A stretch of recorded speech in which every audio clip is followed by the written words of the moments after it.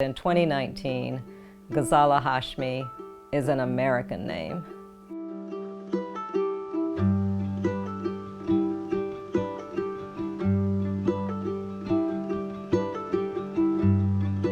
It was really a moment of personal crisis. I had pulled into the parking lot in February 2017 of the college where I had been working for many years, and I actually could not get out of my car that morning. And the anxiety attack was triggered by a story that I'd heard on NPR as I was driving into work.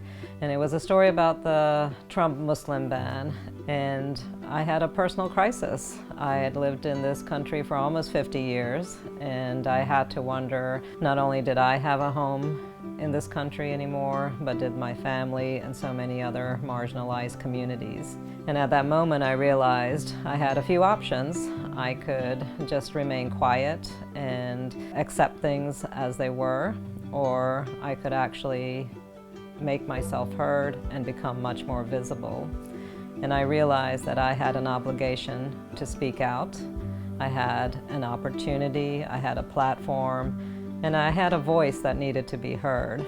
And so it was really from that moment of crisis that I decided to run for office.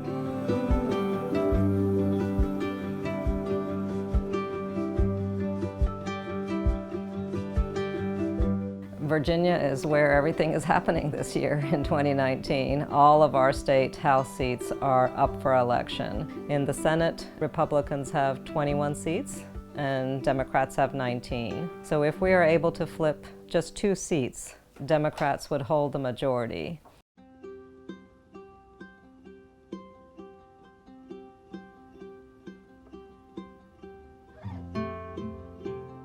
I have seen that there is a real public will to make changes on the issues of guns in America. We have the public will, we just need to have the political will. If Democrats are able to take the majority, we have many candidates who have publicly stated their willingness to take up the issues of gun safety and passing legislation that's going to address gun safety measures. What's going to change then is that we'll have the opportunity to not only have thoughts and prayers, but we'll actually be able to do something. Universal background checks, making sure that we close the gun show loophole, and making sure that we have red flag laws in place.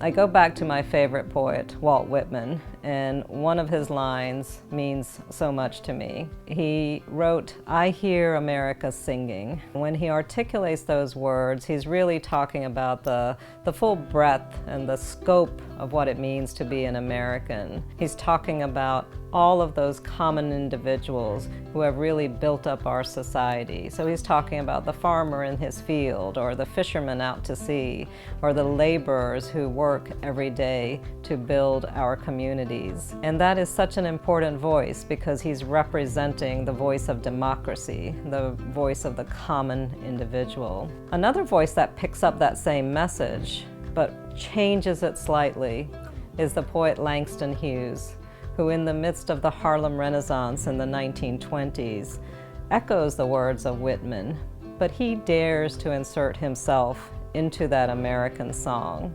And Langston Hughes says, "I too sing America." Those words are powerful, coming from a black man who dares to say that he has a place in this American song, that he has a voice that hasn't yet been heard, but that absolutely needs to be heard.